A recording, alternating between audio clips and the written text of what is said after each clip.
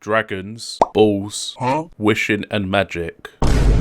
The Dragon Balls are one of the most sought after fictional artifacts. People even want them in real life. So in today's video, we're going to go over everything you need to know about them. Or maybe that's just wishful thinking. What are the Dragon Balls? The Dragon Balls are a set of wishing orbs. If you collect all the required pieces, then say the phrase, "Arise Dragon," or "Shenron, I summon you," the summoning phase is kind of vague. The sky will then turn dark, disregarding the time of day. Thunder and lightning will then fill the air. Then a serpent-like light will fill the air, forming a dragon with red eyes. The dragon will then ask you, "Name a wish and I shall grant it." You say what wish you want, and if the wish is within the dragon's power, their eyes will glow. Then the dragon will say, "Your wish has been granted. Farewell." The dragon will then disappear, and the Dragon Balls will rise high above in the sky and disperse into all corners of the planet, where they will turn into stone for 1 full year. This is mostly the case with the Earth's Dragon Balls, and the name of the dragon being called Shenron. There are differences with the different sets of Dragon Balls, but we'll get into that a little bit later. The general appearance of the Dragon Balls are orange coloured glass orbs with red stars denouncing the type of Dragon Ball. So for example, a Dragon Ball with 1 star is the 1-star Dragon Ball, or a Dragon Ball with 4 stars is the 4-star Dragon Ball. The number of Dragon Balls in a set does vary, but the most common number is 7. The creator of the Dragon Balls was Kami, a Namekian from the planet Namek.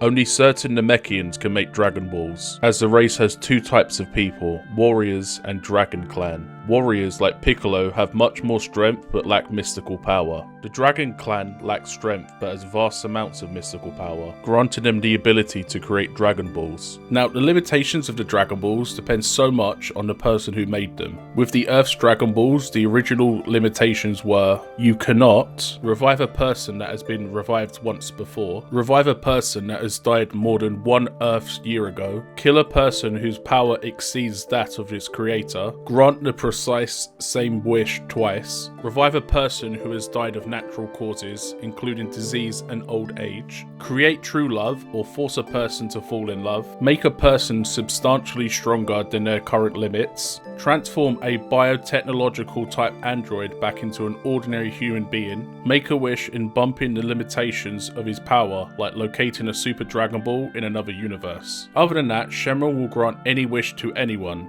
villain or otherwise. Shenron can only make 1 wish per summoning, but over the many events of Dragon Ball, this has been changed to a maximum of 3 wishes. 2 wishes if multiple people need to be revived. This is due to the wishing power required being too much. There are some limitations that get overruled later on, such as Piccolo wishing for his potential to be unlocked, and the limitation with Frieza being dead for many years, being revived in pieces in the Resurrection F movie. So now, let's talk about all the different types of Dragon Balls. The Earth's Dragon Balls originally created by Kami. We have discussed this a fair bit so far. The only thing I need to mention here is that after Piccolo and Kami fuse into their original form, the Dragon Balls turn into stone. Later down the line, a new Namekian named Dende, who is of the Dragon Clan, resurrects Earth's Dragon Balls and becomes Earth's Guardian. It's also important to note that the creator's life is tied inseparable to the Dragon Balls. So if the creator dies, so does the Dragon Balls. Normally, finding the Dragon Balls will take someone a very, very long time,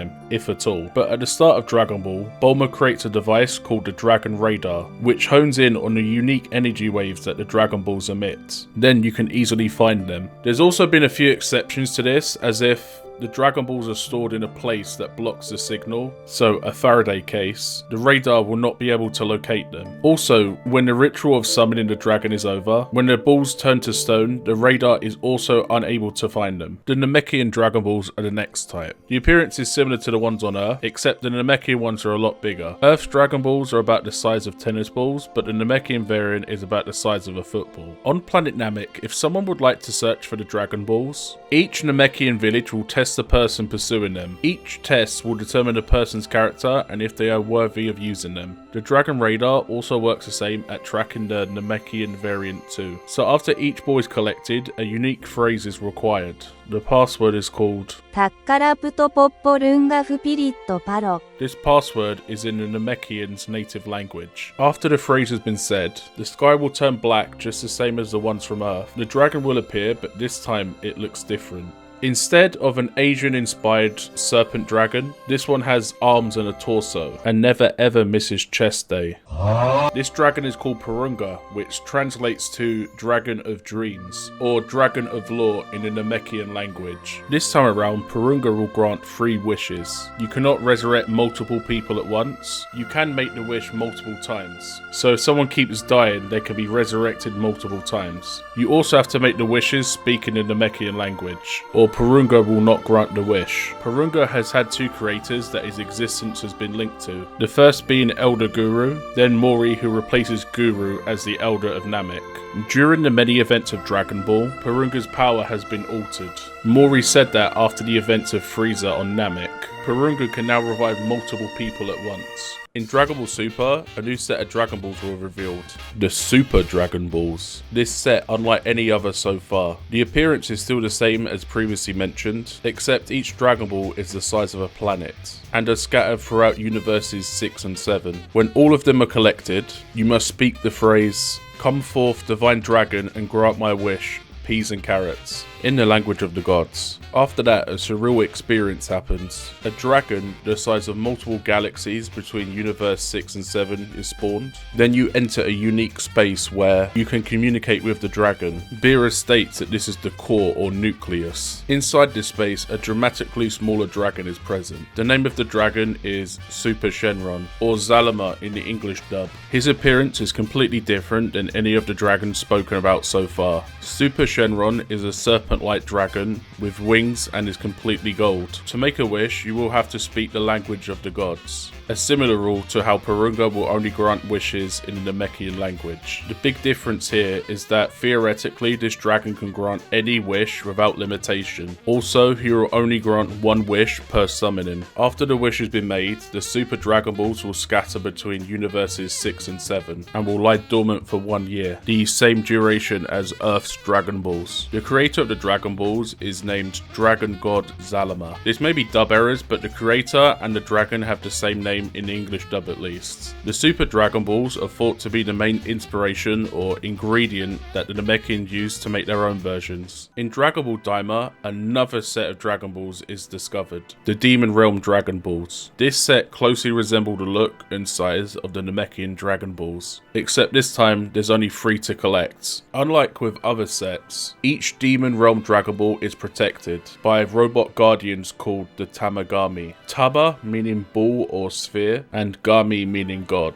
so translating as sphere god or ball god. The reason why this set has guardians is to prevent the residents of the demon realm misusing them, as the guardians are far stronger than the rest of the population. The creator of this set is named Never. In this continuity of Dragon Ball, the Namekian race were originally from this realm. Later on, all but 1 remained, Never choosing to stay behind. It's also implied that Never and his set and Dragon Balls were the inspiration for the Namekian and Earth Dragon Balls. In this continuity anyway. So after you've collected all 3 Dragon Balls, you have to speak the same password as the one on Namek. Then comes a red version of Purunga ready to make your wish. You will also have to speak in Namekian to fulfill your wish. Then, after the ritual, the 3 Dragon Balls are scattered. The limitations are unknown as they only exist in the Dragon Ball Daima series, and information about them is scarce. In everyone's favourite Dragon Ball series, Dragon Ball GT, a new set was discovered, the Black Star Dragon Balls. So this set of Dragon Balls were forgotten about before Piccolo and Kami split off. Their original self, called the Nameless Namekian, created this set of Dragon Balls. So this set gets forgotten about for many years until Emperor Pilaf and the gang fly to Kami's lookout in search of the Black Star Dragon Balls. After using the similar passcodes as the Earth Dragon Balls, the vague way of summoning Shenron, a huge red version of Shenron is summoned, being much larger than the original Shenron. The name of this dragon is called Ultimate Shenron. After 1 wish has been granted, this set of Dragon Balls scatters around the galaxy. If the Dragon Balls are not returned to the planet the wish was made on, within 1 year's time, the planet will explode. This gimmick leading to Dragon Ball GT's first arc. The appearance is the same as Earth's original set of Dragon Balls, except this set has black stars instead of red ones, hence the name Black Star Dragon Balls. It's also interesting to note that when these Dragon Balls scatter, they don't turn into stone and remain active, this being the case to ease in the hunt of finding them. The limitations of this set is unknown, as only 2 wishes remain with them, and they only exist in Dragon Ball GT. Spoilers for anime-only watchers of Dragon Ball Super. This next one contains manga spoilers. In the later chapters of the Dragon Ball Super manga, a new set of Dragon Balls were introduced. Again. The Cerulean Dragon Balls. These Dragon Balls reside on planet Cereal. These resemble the classic look of the Dragon Balls, except these are the size of ping pong balls. Another change is that there are only 2 Dragon Balls to collect. The creator of this set of Dragon Balls is named Elder Monaito. He is the only remaining Namekian on planet Cereal. These Dragon Balls were created as a ritual to celebrate Namekian warriors who are worthy and considered valiant, not to be used for selfish reasons. After you've collected both Dragon Balls and have said the Namekian phrase, a dragon comes forth, this time a completely new design. A serpent-like dragon having axolotl-like features and bluish skin. The name of this dragon is called Turonbo. Unlike most dragons we have discussed, Turonbo will actually help the user in deciding what they want to wish for, and tell them of the impracticality of their wish. It can increase someone's strength, but at the cost of shortening their lifespan. It's unknown if all wishes have to have this cost, or if that wish is unique in that regard. As this set is still very new, the limitations are vague, and more information might be revealed about this set later down the line. And that's all the different types of Dragon Balls. And that concludes today's video. If you enjoyed it, please like the video to support me making more, or check out some of my other Dragon Ball related videos too. Until next time.